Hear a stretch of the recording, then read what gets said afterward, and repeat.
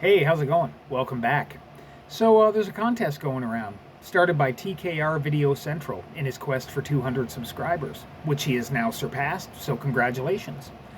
But everyone's doing this contest, and, well, you know me, I gotta keep up with the Joneses, so I'm gonna do it too. He wants you to show 10 obscure records that you don't think anyone else in the VC owns. As you well know, I kind of dwell in the obscure, so I think I can do this. I've got 10 7-inches here that I have never seen shown or even made mention of in the VC. So let's do that. We'll start out with New York City, 1981. Blimpy The Heavies, self-titled 7-inch on O Records. This is a studio project done by a guy named Bobby Orlando, who is a music producer, probably best known for his work with the Pet Shop Boys. But somewhere along the line, Bobby decided to get weird, and it manifested itself in this. I came across an MP3 of the opening track, Sniffin' Panties, somewhere, and as soon as I heard it, I knew I had to own this record. Now I own 2 copies. But like Sniffin' Panties, it's a slow, disco-ish kind of track with like perverse lyrics. But every song on this it's different stylistically. It has its own personality. But the common bond with every track on this record, this entire record just drips creepiness and sleaze, which I can totally get behind. I'm sure when this came out, it was thrown under the new wave umbrella, because that's kind of the catch-all for everything that you can't categorize, and this project definitely defies categorization. But if you're ever lucky enough to see this in your travels, don't be afraid to pick it up. It's unique, it's weird, look at that cover. God damn it, that's fantastic. So yeah, Blimpy The Heavies, get that shit. Next we're going to Philadelphia, also 1981. It's a band I know nothing about. Bunnydrums. It's a self-released 2-song single. A-side, Little Room. B-side's called Win. Definitely a post-punk thing. I can hear Gang of Four in this. I can hear Killing Joke in this. But they have their own approach to it. They're not just a copycat band. Both songs pretty solid, pretty memorable. I would listen to more if I ever found it. I don't even know if they ever released anything else. But yeah, pretty good record that I've never seen anyone make mention of. So, Bunnydrums. Now we go to Salt Lake City, 1987. The Stench. It's got a fucking nonsense title. Zagame wa spia mi vt. Whatever. It's on Genius Records. It's melodic hardcore punk. Reminds me a lot of a band from Minnesota that was out around the same time called Libido Boys. Probably doesn't mean much to any of you, but whatever. I said it. For an easier comparison, maybe think a less focused, less tight SNFU maybe, with a little 7 seconds in there, especially in the vocals, because you can tell this band, they were all kids, and the singers kind of got that high-pitched, like, I'm still a kid vocal style. But yeah, it's pretty good. Just never see anybody talk about it. The Stench. Now we go to 1984, New Providence, New Jersey.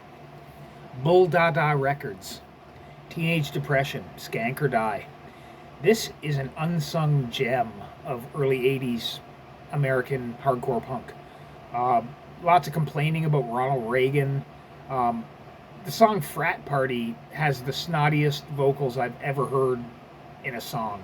The guy literally sounds like he recorded it with like a bleeding head wound while having a temper tantrum in the toy aisle of like a Toys R Us or something.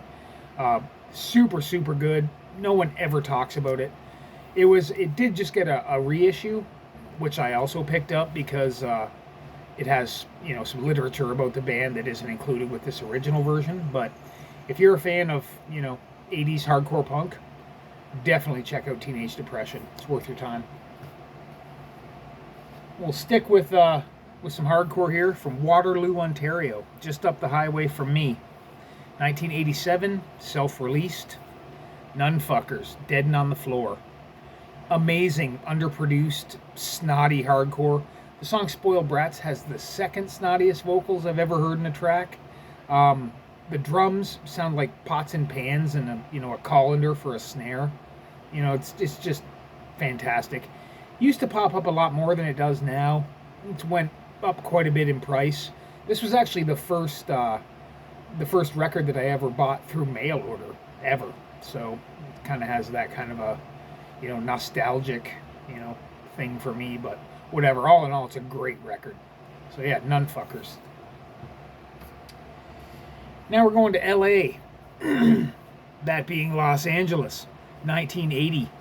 Now, there are a few bands. If you're an old guy like me, you'll remember the Iran hostage crisis. A few punk bands sang about it, like Benedict Arnold and the Traders did Kill the Hostages. The Exploited did Free Flight.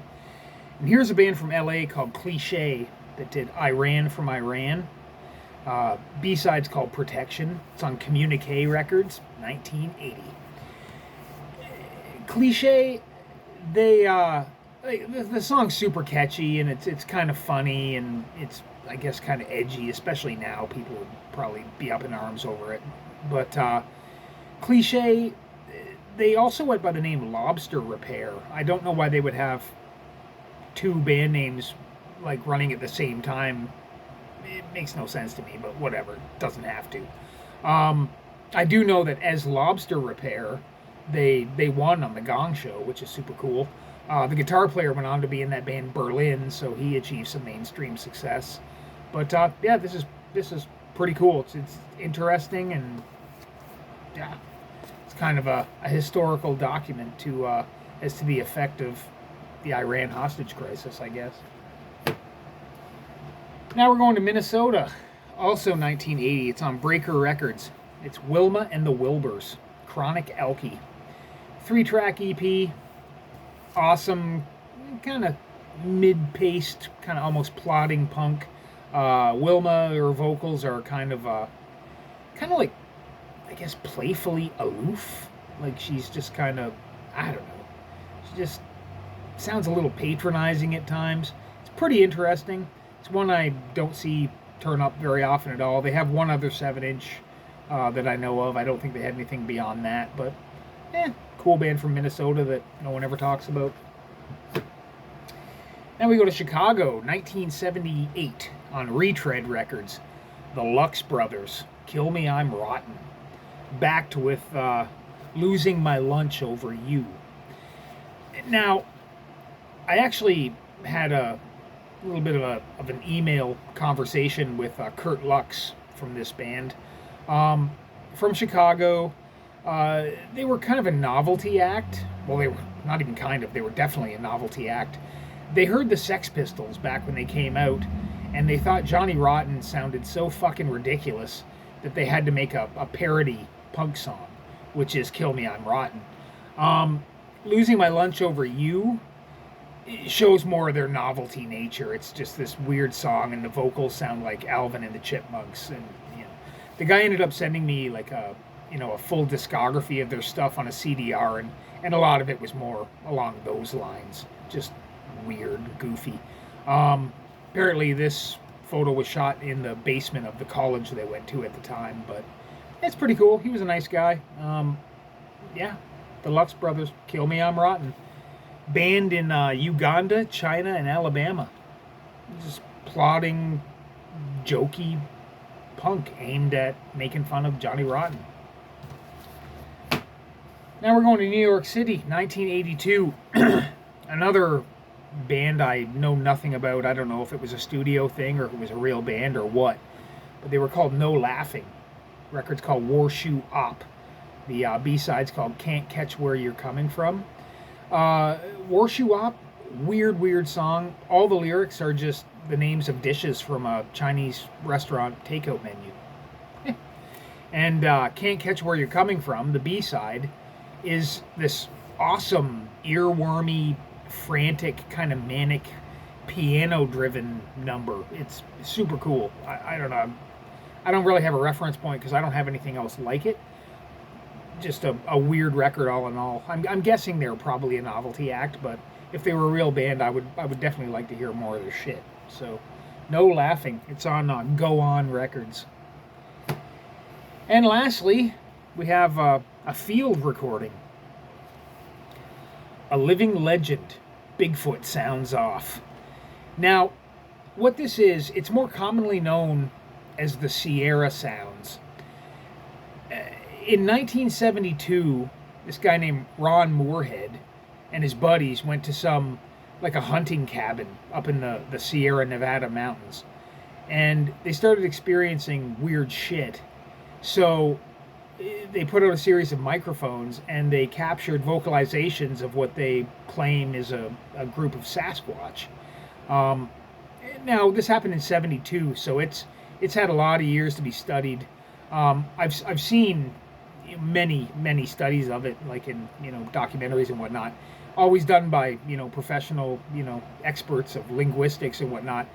And the general consensus is that it's done in a range that is not, that humans aren't capable of creating, and that it is a definite language. There's a thing they call samurai chatter that sounds really fucking weird, but according to these linguistics professors and whatnot, it's definitely a language. They just don't know exactly what's doing it.